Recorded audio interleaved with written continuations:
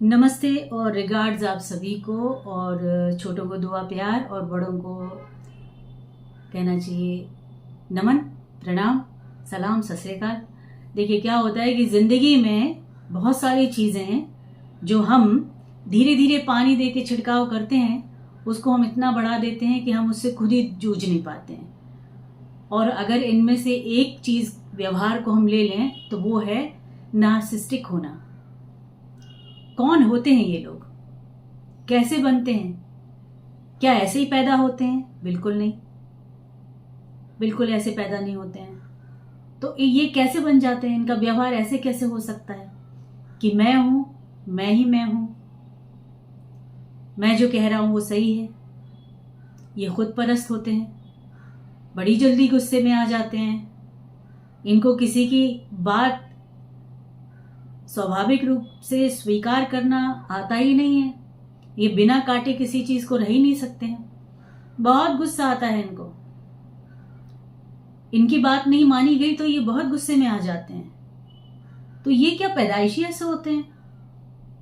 नहीं, बिल्कुल पैदाइशी नहीं होते हैं। तो ये आज हम इसकी जड़ों से जुड़ते हैं। ऐसा क्यों होता है? देखिए क्या होता है कि जब हमारे बच्चे होते हैं और हम बच्चों में एक बच्चे को जो जिद्दी होता है उसकी जिद को मानते रहते हैं, हर चीज उसकी मान लेते हैं। वो सर पटकने लगता है तो हम पुचकार के उसका खिलौना उसको दे देते हैं। वो बड़ा होके सामान फेंकने लगता है तो हम उसकी बात मान लेते हैं, उसको जो चाहिए वो दिला देते हैं। आप सक्षम होते हैं तब आप सब करते रहते हैं, और जब नहीं भी होते तो वो चीजें ले लेता है, चुरा लेता है, मनवा लेता है। आप कितनी भी परेशानी में हो, माँ बाप उसको फर्क नहीं पड़ता है, क्योंकि आपने अपने पौधे को खुद ही पानी दे दे के बड़ा किया है। अब जब ये ऐसा कैरेक्टर बड़ा हो जाता है जहां पे वो मान सम्मान के परे, मतलब डबल डोज खा खा के बड़ा हुआ है, जहां पे वो खुद परस्त है, उसको हर चीज अपनी पसंद है, क्योंकि माँ बाप ने तो मान मान के उसको वैसा बनाया है। उसको ये पता है कि मैं जो चाहूंगा वैसा मुझे मिल जाएगा और मुझे देना पड़ेगा लोगों को। हाँ भाई तुम सही हो बेटा, चुप हो जाओ, तुमने ही सही किया है, हम कहाँ मना कर रहे हैं। तो जब ये हम कह कह के बच्चे को पुचकारते हैं, हम ये भूल जाते हैं कि हम किस तरबियत को उसके अंदर डाल रहे हैं। और जब ये बड़ी रूप ले लेती है, ये बड़ा हो जाता है लड़का, ये बड़ी हो जाती है लड़की, और जब उसकी शादी होती है तो झेलना किसको पड़ता है? माँ बाप किनारे हो जाते हैं, भाई बहन के अपने घेरे हो जाते हैं, और सबसे ज़्यादा झेलना पड़ता है या तो उसकी पत्नी को, और या अगर गलती से लड़कियों में ये स्वभाव आ गया है, जो कम परसेंटेज में होता है लेकिन फिर भी अगर आ गया है, तो पति को भुगतना होता है। तो सिंपल सी सीधी सी बात है, अगर इसको जड़ों से दूर करना है तो सबसे पहले आप अपने अपने बच्चों को अच्छी तरबियत दें। हर चीज को मान जाने की बात सही नहीं है। सही को सही, गलत को गलत कहना सीखें और कहें, और गलती पे सजा दें, क्योंकि बड़े होके वो नाजायज सजा अपनी पत्नी को देगा।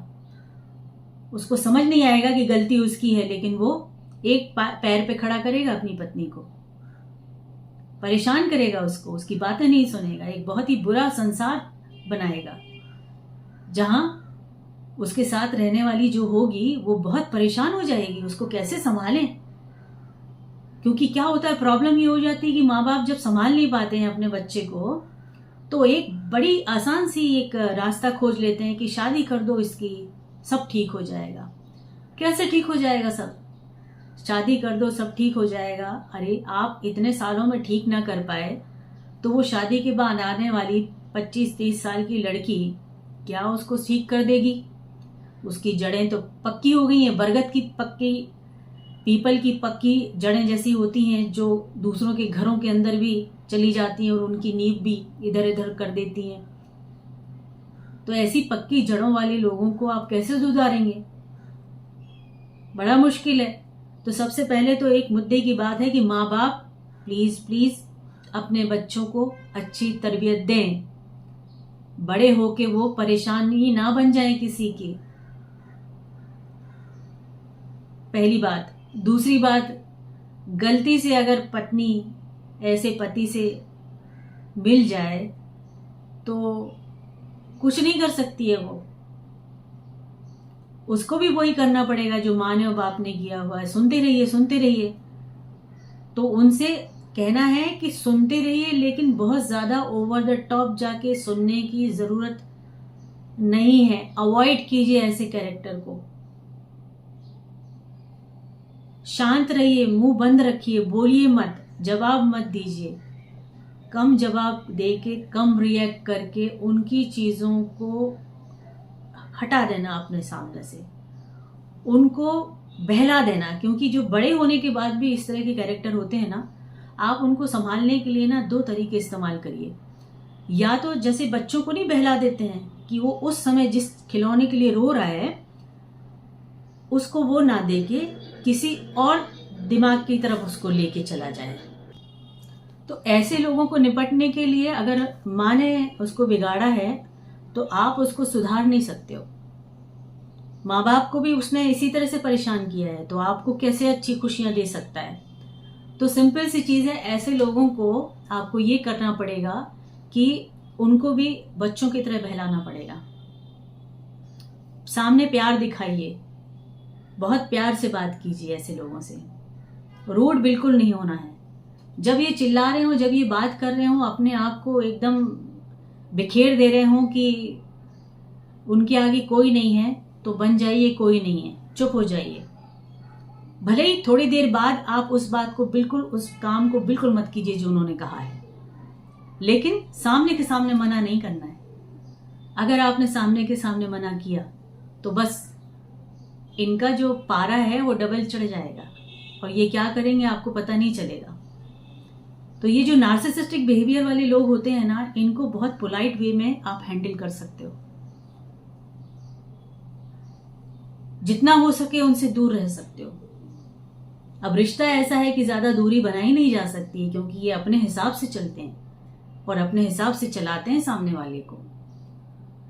तो इनके सामने ना बिल्कुल जैसे बी पॉजिटिव, इनको बिल्कुल हाँ हाँ ठीक है, ओके, अच्छे से हो जाएगा, यस यस, काम कर देंगे, ठीक है हम लाते हैं, आप बैठ जाइए।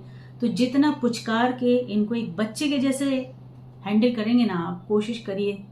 कोशिश करने के अलावा आप कुछ नहीं कर सकते हैं। या तो भाग सकते हैं रिश्ते से, और या फिर आपकी मजबूरी है कि जुड़े रहना है, तो फिर टैकल करना सीखना चाहिए।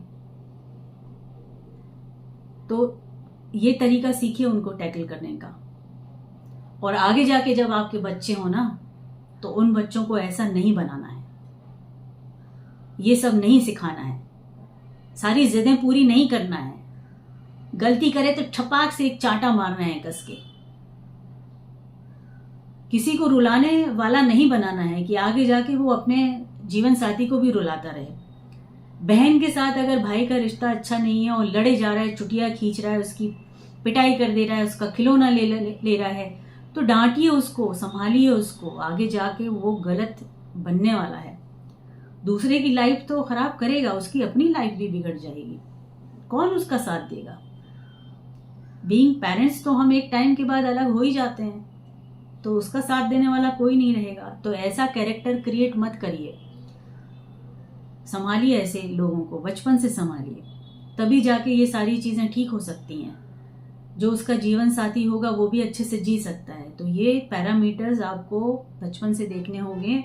और अगर आप बड़े में आपका पाला पड़ रहा है ऐसे लोगों के साथ, तो बहुत ही हैंडल विद केयर, संभाल के केयरफुली हैंडल करें। इनके सामने आप अपना ईगो ताक पे रख दीजिए। अगर आपने अपना ईगो, अपनी रिस्पेक्ट, अपने मान सम्मान को तूल देते हुए आप इनसे भिड़ गए, तो आप नुकसान उठाएंगे।